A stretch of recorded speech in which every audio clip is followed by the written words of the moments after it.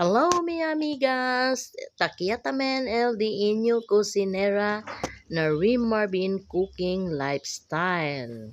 Sa araw na ito, gagawa tayo ng kalderetang tupa sa madaling paraan. Ito ang ating mga sangkap. Ayan.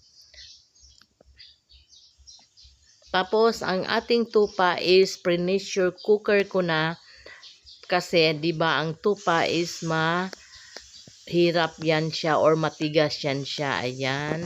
Na pressure cooker ko na. At saka ingat ang paggamit ng pressure cooker. Kailangan pa release muna natin yung pressure niya bago natin yan buksan. Ayan. Ito ang ating tupa. Ayan. Nahiwa-hiwa na yan siya. Ito ang ating pagkatapos nating nilaga.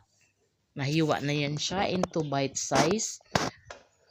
Dito sa ating kawali, mag-isa tayo ng onion. Atin lang yan siyang i-translucent. Pagkatapos, maglagay tayo ng garlic and ginger.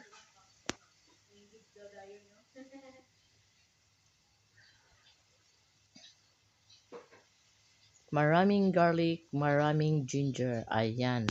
Ito ang nagpapasarap sa ating mga niluluto. Then, naglagay tayo ng konting asin.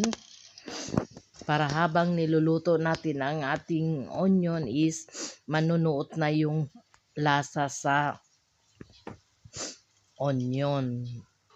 Para paggisa ng ating iba pang mga ingrediente is nanunuot na yung lasa. Ayan, atin lang yan siyang isute-sute hanggang mag-aroma.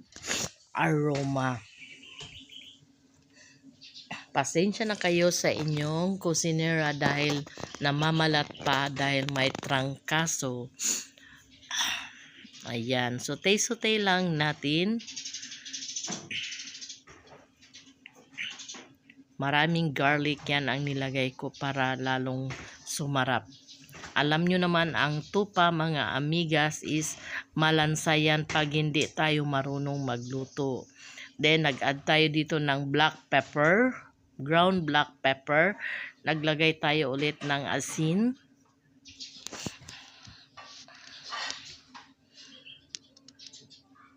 Ang ating MSG is optional lang yan. Naglagay tayo ng Thai patis.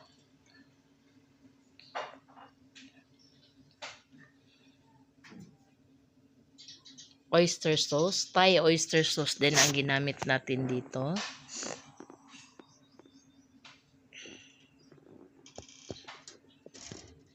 Tansya-tansya lang mga amigas. Nasanayan na kasing magluto ng inyong kusinera na tansya-tansya ang paglagay ng sangkap. Nagdagdag tayo ng sesame oil, pampa-enchant flavor. Then, nagdagdag tayo ng lemon juice. Pwede kayong gumamit ng pressed lemon.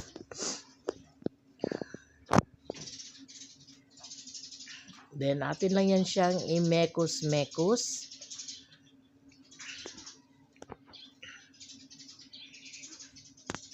Ayan, mga amigas, mga dibientes.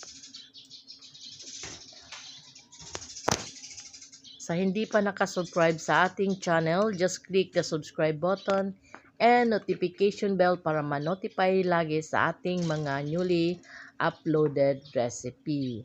At sa puntong ito, nagdagdag tayo ng paprika. Sweet paprika ang ginamit natin. Then, ilagay na natin ang ating 3-color bell pepper.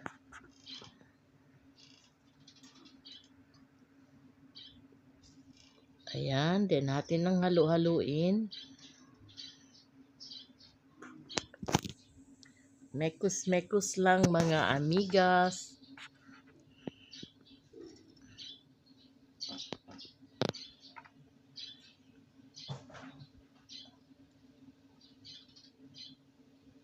Ayan, naglagay tayo ng kunting yung tubig na pinaglagaan kanina.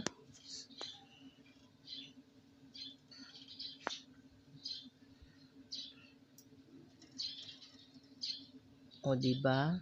Hindi pa natin nilagay dyan ang karne pero katakam-takam na ang ating ulam. Naglagay tayo ng kunting sugar.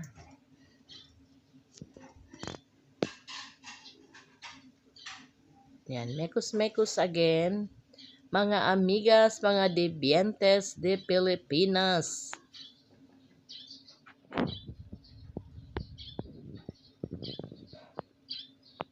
Mekos-mekos lang natin. Again, sa hindi pa nakasubscribe sa ating channel, just click the subscribe button and notification bell para laging ma-notify sa ating mga newly uploaded recipe. Sa puntong ito, naglagay ako ng slurry. Isang tablespoon na cornstarch sa half cup na water.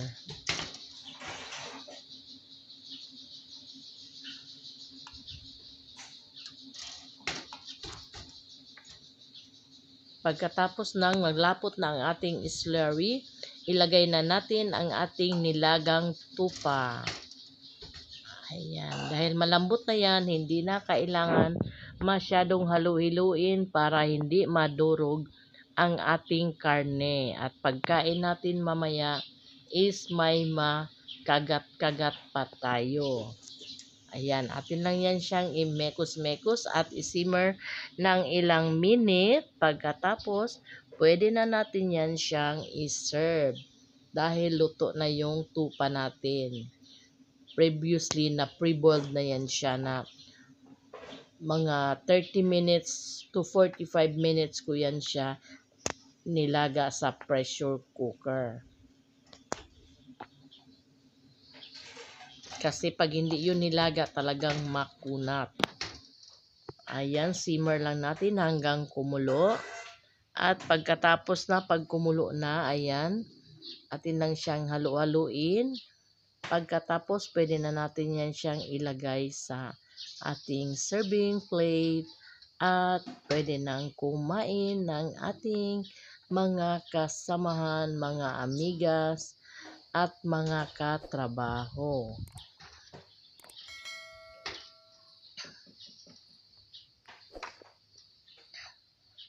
Ayan. Luto na ang ating kalderetang tupa. Pwede na nating i-serve. Sana'y nagustuhan nyo. Ito ang ating white rice. Ayan. Tamang-tama yung kanyang partner with white rice. Tapos mayroon din tayo ditong salad. Perfect na perfect. Ayan, ito ang ating salad. Perfect na perfect yan sa ating lunch for today. Ayan, hanggang dito na lang. Sana'y nagustuhan nyo ang ating putahe sa araw na ito. Maraming salamat sa panunood. God bless and be safe all.